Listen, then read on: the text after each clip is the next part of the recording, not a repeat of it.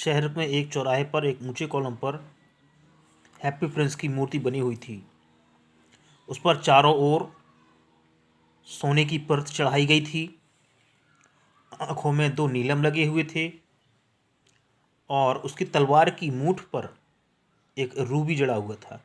एक रात को उस शहर से एक चिड़िया स्वालो गुजरी। उसके दोस्त उस चिड़िया के दोस्त बहुत पहले ही इजिप्ट जा चुके थे। 6 हफ्ते पहले उसने यहीं रुकने का निश्चय किया था, लेकिन बाद में उसने भी सोचा, उस स्वालो ने भी सोचा कि मुझे भी इजिप्ट जाना चाहिए। पूरी रात वो उड़ा और रात में इस शहर तक पहुंचा जहां हैप्पी प्रिंस की मूर्ति बनी हुई थी।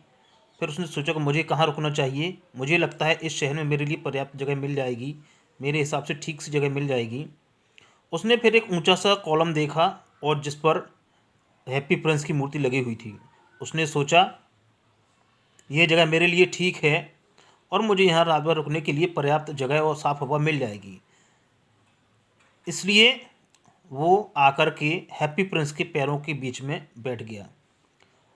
उसने सोचा मुझे एक सुनहरा कमरा मिल गया है सोने के लिए। और उसने चारों तरफ देखा और जैसे ही सोने की तैयारी करने लगा, अपने सिर को उसने अपने पंखों में छिपाया। तभी पानी की एक बड़ी सी बूंद उसके ऊपर गिरी। उसने सोचा अरे ये क्या है, आसमान में बादल तो एक भी नहीं है और आसमान बिल्कुल साफ है, लेकिन फिर भी बारिश हो रही है। Then another drop fell. फिर उसने देखा एक और बूंद गिरी पानी की। Where is the use of a statue is the can not keep the rain off. ऐसी मूर्ति का मेरे लिए मतलब ही क्या जो मुझे बारिश से न बचा सके। उसने कहा, और मुझे सोचा मुझे लगता है कि चिमनी पॉट पर जाना चाहिए, वहाँ मेरे लिए सही रहेगा। और वहाँ से उड़ने का उसने निश्चय किया। उसके बाद उसने अपने पंख खोले। जैसे उसने पंख खोले, तीसरी पानी की बूंद उस पर गिरी। उसने ऊपर देखा और कहा व्हाट डिड ही। उसने क्या देखा? The eyes of the happy Prince were filled with tears. Happy Prince की आंखों में आंसू थे और उसके सुनहरे गालों से होते, उसके चेहरे से होते हुए उस सुंदर चांदनी रात में उस स्वालो पर गिर रहे थे। स्वालो ने पूछा, कौन हो तुम? उस मूर्ति ने कहा, मैं हैप्पी प्रिंस हूँ। तो स्वाभाविक है, चिड़िया ने पूछा, जब तुम हैप्पी प्रिंस हो तो फिर रो क्यों रहे हो? तुमने मुझे लगभग भेगा ही दिया था। व्हेन आई वाज अलाइव, जब मैं जिंदा था तब मेरे पास इंसानी हृदय था। और उसने स्टैचू ने उत्तर दिया, और मेरा कभी आंसू नहीं बहा। मैं महल में रहता था और मेरे पास दुखों को आने की आज़ादी नहीं थी। मैं बहुत ही खुश था और मेरे दरबारी मुझे हैप्पी प्रिंस कहा करते थे।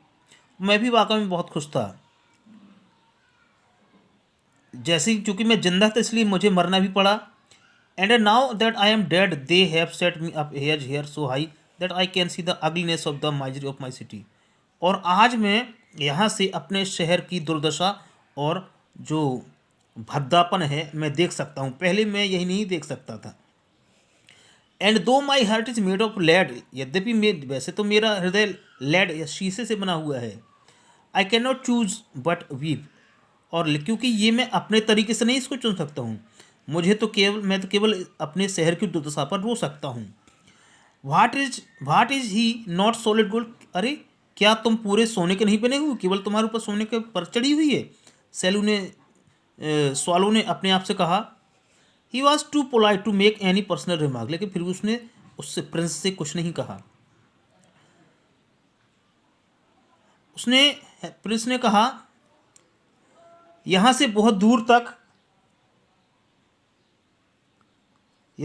दूर इन ए लो म्यूजिकल वॉइस, एक धीमी आवाज़ में उस मूर्ति ने कहा हैप्पी प्रिंस की, यहाँ से बहुत दूर एक गली में एक गरीब का घर है और उसकी एक खिड़की खुली हुई है और वहाँ टेबल के पास एक महिला बैठी हुई है और उसका चेहरा पीला पड़ गया है, बहुत बहुत दुबली हो गई है।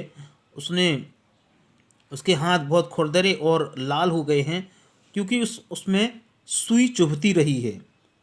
फॉर शी इज स्टीन सीमिस्ट, क्योंकि वो एक सिलाई का काम करती है और वो सैटन गोल्ड के जो रानी की जो मेड है उसके सम्मान में एक कोर्ट में एक कार्यक्रम होना है, तो उसके लिए वो उसकी एक नौकरानी की एक ड्रेस को सिल रही है, उसमें फूल बना रही है, इसलिए उसके हाथों में सुई चुभ रही है।